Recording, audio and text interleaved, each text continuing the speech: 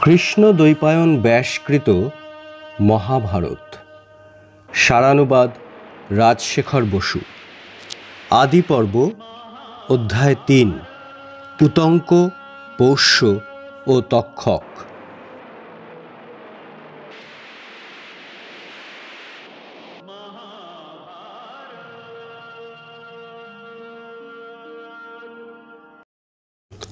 উপাধ্যায়ের আজ্ঞা নিয়ে বেদ গৃহস্থাশ্রমে প্রবেশ করলেন। তাঁরও ৩টি শিষ্য হল। তিনি শিষ্যদের বলতেন না যে এই কর্ম করো বা আমার শুশ্রূষা করো। গুরু গৃহবাসের দুঃখ তিনি জানতেন, সেজন্য শিষ্যদের কষ্ট দিতে চাইতেন না।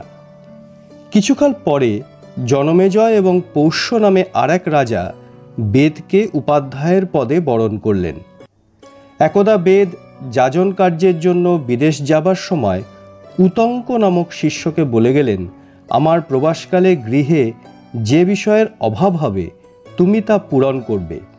উতঙ্ক গুরুগৃহে থেকে সকল কর্তব্য পালন করতে লাগলেন। একদিন আশ্রমের নারীরা তাকে বললে, তোমার উপাধ্যায়ানী ঋতুমতী হয়েছেন, কিন্তু উপাধ্যায় এখানে নেই। ঋতু যাতে নিষ্ফল না হয় তুমি তা করো। উতঙ্ক উত্তর দিলেন, আমি স্ত্রীলোকের কথায় এমন অকার্য করতে পারি না। উপাধ্যায় আমাকে অকার্য করবার আদেশ দেননি। কিছুকাল পরে বেদ ফিরে এলেন এবং সকল বৃত্তান্ত শুনে প্রীত হয়ে বললেন, বৎস উতঙ্ক, আমি তোমার কি প্রিয় সাধন করব বলো।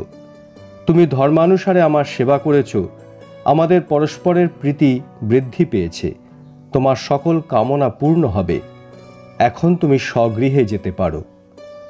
উতঙ্ক বললেন, আমিই বা আপনার কি প্রিয় সাধন করব বলুন। আমি আপনার অভীষ্ট দক্ষিণা দিতে ইচ্ছা করি। বেদ বললেন, বৎস, এখন থাকুক না। কিছুকাল পরে উতঙ্ক পুনর্বার গুরুকে দক্ষিণার কথা জিজ্ঞাসা করলেন। বেদ বললেন, তুমি বহুবার আমাকে দক্ষিণার কথা বলেছ। গৃহমধ্যে গিয়ে উপাধ্যায়ানীকে জিজ্ঞাসা করো কি দিতে হবে। তখন উতঙ্ক গুরুপত্নীর কাছে গিয়ে বললেন, ভগবতী, উপাধ্যায় আমাকে গৃহগমনের অনুমতি দিয়েছেন। আমি গুরুদক্ষিণা দিয়ে ঋণমুক্ত হতে চাই। আপনি বলুন কি দক্ষিণা দেব। উপাধ্যায় পত্নী বললেন, তুমি রাজা পৌষ্যের কাছে যাও। তাঁর ক্ষত্রিয়া পত্নী যে 2 কুণ্ডল পরেন তাই চেয়ে আনো। 4 দিন পরে পুণ্যক ব্রত হবে, তাতে আমি এই কুণ্ডলে শোভিত হয়ে ব্রাহ্মণদের পরিবেশন করতে ইচ্ছা করি। তুমি আমার এই অভীষ্ট পূর্ণ করো, তাতে তোমার মঙ্গল হবে, কিন্তু যদি না করো তবে অনিষ্ট হবে। উতঙ্ক কুণ্ডল আনবার জন্য যাত্রা করলেন। পথে যেতে যেতে তিনি প্রকাণ্ড বৃষে আরূঢ় এক মহাকায় পুরুষকে দেখতে পেলেন। সেই পুরুষ বললেন, উতঙ্ক, তুমি এই বৃষের পুরীষ ভক্ষণ করো। উতঙ্ককে অনিচ্ছুক দেখে তিনি আবার বললেন, উতঙ্ক, খাও, বিচার করো না, তোমার উপাধ্যায়ও পূর্বে খেয়েছেন। তখন উতঙ্ক সেই বৃষের মলমূত্র খেলেন এবং দাঁড়িয়ে উঠে সত্বর আচমন করে পৌষ্যের নিকট যাত্রা করলেন। পৌষ্য তাকে বললেন, ভগবান, কি আজ্ঞা বলুন। উতঙ্ক কুণ্ডল প্রার্থনা করলে রাজা বললেন, আপনি অন্তঃপুরে গিয়ে মহিষীর কাছে চেয়ে নিন। উতঙ্ক মহিষীকে দেখতে না পেয়ে ফিরে এসে পৌষ্যকে বললেন, আমাকে মিথ্যা কথা বলা আপনার উচিত হয়নি, অন্তঃপুরে তো মহিষী নেই। পৌষ্য ক্ষণকাল চিন্তা করে বললেন, নিশ্চয় আপনি উচ্ছিষ্ট অর্থাৎ এঁটো মুখে আছেন। অশুচি ব্যক্তি আমার পতিব্রতা ভার্যাকে দেখতে পায় না। উতঙ্ক স্মরণ করে বললেন, আমি এখানে শীঘ্র আসবার জন্য দাঁড়িয়ে আচমন করেছিলাম, সেই জন্য সেই দোষ হয়েছে।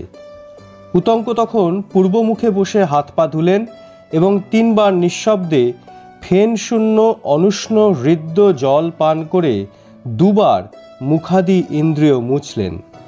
তারপর তিনি অন্তঃপুরে গিয়ে মহিষীকে দেখতে পেলেন। উতঙ্কের প্রার্থনা শুনে মহিষী প্রীত হয়ে তাকে কুণ্ডল দিলেন এবং বললেন, নাগরাজ তক্ষক এই কুণ্ডল দুটির প্রার্থী, অতএব সাবধানে নিয়ে যাবেন। উতঙ্ক সন্তুষ্ট হয়ে পৌষ্যের কাছে এলেন। পৌষ্য বললেন, ভগবান, সৎপাত্র সহজে পাওয়া যায় না। আপনি গুণবান অতিথি, আপনার সৎকার করতে ইচ্ছা করি। উতঙ্ক বললেন, গৃহে যে অন্ন আছে তাই শীঘ্র নিয়ে আসুন। অন্ন আনা হলে উতঙ্ক দেখলেন তা ঠান্ডা এবং তাতে চুল রয়েছে। তিনি বললেন, আমাকে অশুচি অন্ন দিয়েছেন, অতএব আপনি অন্ধ হবেন। পৌষ্য বললেন, আপনি নির্দোষ অন্নের দোষ দিচ্ছেন, এজন্য আপনি নিঃসন্তান হবেন। উতঙ্ক বললেন, অশুচি অন্ন দিয়ে আবার অভিশাপ দেওয়া আপনার অনুচিত। দেখুন না অন্ন অশুচি কিনা। রাজা অন্ন দেখে অনুমান করলেন এই শীতল অন্ন কোনো মুক্তকেশী স্ত্রী এনেছে, তারই কেশ এতে পড়েছে। তিনি ক্ষমা চাইলে উতঙ্ক বললেন, আমার বাক্য মিথ্যা হয় না, আপনি অন্ধ হবেন, কিন্তু শীঘ্রই আবার দৃষ্টিশক্তি ফিরে পাবেন। আমাকে যে শাপ দিয়েছেন তাও যেন না ফলে। রাজা বললেন, আমার ক্রোধ এখনো শান্ত হয়নি। ব্রাহ্মণের হৃদয় নবনীত তুল্য, কিন্তু বাক্যে তীক্ষ্ণধার খুর থাকে, ক্ষত্রিয়ের এর বিপরীত। আমি শাপ প্রত্যাহার করতে পারি না, আপনি চলে যান। উতঙ্ক বললেন, আপনি অন্যের দোষ স্বীকার করেছেন, অতএব আপনার শাপ ফলবে না। এই বলে তিনি কুণ্ডল নিয়ে চলে গেলেন। উতঙ্ক যেতে যেতে পথে এক নগ্ন খপনক দেখতে পেলেন। খপনক অর্থাৎ দিগম্বর সন্ন্যাসী বিশেষ। সে মাঝে মাঝে অদৃশ্য হচ্ছে। তিনি কুণ্ডল দুটি ভূমিতে রেখে স্নানাদির জন্য জলাশয়ে গেলেন। সেই অবসরে খপনক কুণ্ডল নিয়ে পালিয়ে গেল। স্নান শেষ করে উতঙ্ক দৌড়ে গিয়ে খপনককে ধরে ফেললেন। সে তখনই তক্ষকের রূপ ধারণ করলে এবং সহসা আবির্ভূত এক গর্তে প্রবেশ করে নাগলোকে চলে গেল। উতঙ্ক সেই গর্ত দণ্ডকাষ্ঠ অর্থাৎ ব্রহ্মচারীর যষ্টি দিয়ে খুঁড়ে বড় করবার চেষ্টা করলেন। তাকে ক্লান্ত ও অকৃতকার্য দেখে ইন্দ্র তার বজ্রকে বললেন, যাও ওই ব্রাহ্মণকে সাহায্য করো। বজ্র দণ্ডকাষ্ঠে অধিষ্ঠান করে গর্তটি বড় করে দিলে। উতঙ্ক সেই গর্ত দিয়ে নাগলোকে গেলেন এবং নানাবিধ প্রাসাদ, হর্ম, ক্রীড়াস্থানাদি দেখতে পেলেন। কুণ্ডল ফিরে পাবার জন্য তিনি নাগগণের স্তব করতে লাগলেন। তারপর দেখলেন দুই স্ত্রী তাতে কাপড় বুনছে, আর কতক সুতা কালো, কতক সাদা। 6 কুমার দ্বাদশ অর অর্থাৎ পাখি যুক্ত একটি চক্র ঘোরাচ্ছে। একজন সুদর্শন পুরুষ এবং একটি অশ্ব সেখানে রয়েছে। উতঙ্ক এই সকলেরও স্তব করলেন। সেই পুরুষ উতঙ্ককে বললেন, তোমার স্তবে প্রীত হয়েছি, কি অভীষ্ট সাধন করো বলো। উতঙ্ক বললেন, নাগগণ আমার বশীভূত হোক। পুরুষ বললেন, তুমি এই অশ্বের গুহ্যোদ্দেশে ফুৎকার দাও। উতঙ্ক ফুৎকার দিলে অশ্বের সমস্ত ইন্দ্রিয় দ্বার থেকে সধূম অগ্নিশিখা নির্গত হয়ে নাগলোকে ব্যাপ্ত হলো। তখন ভীত হয়ে তক্ষক তাঁর বাসভবন থেকে বেরিয়ে এসে বললেন, এই নিন আপনার কুণ্ডল। কুণ্ডল পেয়ে উতঙ্ক ভাবলেন, আজ উপাধ্যায়নীর পুণ্যক ব্রত, আমি বহুদূরে এসে পড়েছি, কি করে তাঁর ইচ্ছা পূর্ণ করব।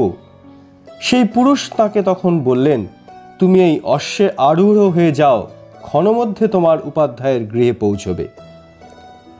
উপাধ্যায়নী স্নান করে কেশ সংস্কার করছিলেন এবং উতঙ্ক এলেন না দেখে তাকে শাপ দেবার উপক্রম করছিলেন। এমন সময় উতঙ্ক এসে প্রণাম করে কুণ্ডল দিলেন। তারপর তিনি উপাধ্যায়ের কাছে গিয়ে সকল বৃত্তান্ত জানালেন। উপাধ্যায় বললেন, তুমি যে 2 স্ত্রীকে বস্ত্র বয়ন করতে দেখেছ, তারা ধাতা ও বিধাতা। কৃষ্ণ ও শ্বেত সূত্র রাত্রি ও দিন, 6 কুমার 6 ঋতু। চক্রটি সংবৎসর, তার 12 অর 12 মাস। যিনি পুরুষ তিনি স্বয়ং ইন্দ্র এবং ওই অশ্ব অগ্নি। তুমি যাবার সময় পথে যে বৃষ দেখেছিলে সে ঐরাবত, তার আরোহী ইন্দ্র। তুমি যে পুরীশ খেয়েছ তা অমৃত। নাগলোকে তোমার বিপদ হয়নি, কারণ ইন্দ্র আমার সখা, তার অনুগ্রহে তুমি কুণ্ডল আনতে পেরেছ। সৌম্য, তোমাকে অনুমতি দিচ্ছি, স্বগৃহে যাও, তোমার মঙ্গল হবে। উতঙ্ক তক্ষকের ওপর প্রতিশোধ নেবার সংকল্প করে হস্তিনাপুরে রাজা জনমেজয়ের কাছে গেলেন। জনমেজয় তখন তক্ষশিলা জয় করে ফিরে এসেছেন। মন্ত্রীরা তাকে ঘিরে আছেন। উতঙ্ক যথাবিধি আশীর্বাদ করে বললেন, মহারাজ, যে কার্য করা উচিত ছিল তা না করে আপনি বালকের ন্যায় অন্য কার্য করছেন। জনমেজয় তাঁকে সংবর্ধনা করে বললেন, আমি ক্ষাত্র ধর্ম অনুসারে প্রজা পালন করে থাকি, আমাকে আপনি কি করতে বলেন? উতঙ্ক বললেন, আপনার পিতা মহাত্মা পরীক্ষিতের যে প্রাণহরণ করেছে সেই দুরাত্মা তক্ষকের উপর আপনি প্রতিশোধ নিন। সেই নৃপতির চিকিৎসার জন্য কাশ্যপ আসছিলেন, কিন্তু তক্ষক তাকে ফিরিয়ে দিয়েছিল। আপনি শীর্ঘ সর্পসত্রের অনুষ্ঠান করুন এবং জ্বলিত অগ্নিতে সেই পাপীকে আহুতি দিন। তাতে আপনার পিতার মৃত্যুর প্রতিশোধ হবে, আমিও প্রীত হব, কারণ সেই দুরাত্মা আমার বিঘ্ন করেছিল। উতঙ্কের কথা শুনে জনমেজয় তক্ষকের উপর অতিশয় ক্রুদ্ধ হলেন এবং শোকার্ত মনে মন্ত্রীগণকে পরীক্ষিতের মৃত্যুর বিষয়ে জিজ্ঞাসা করতে লাগলেন।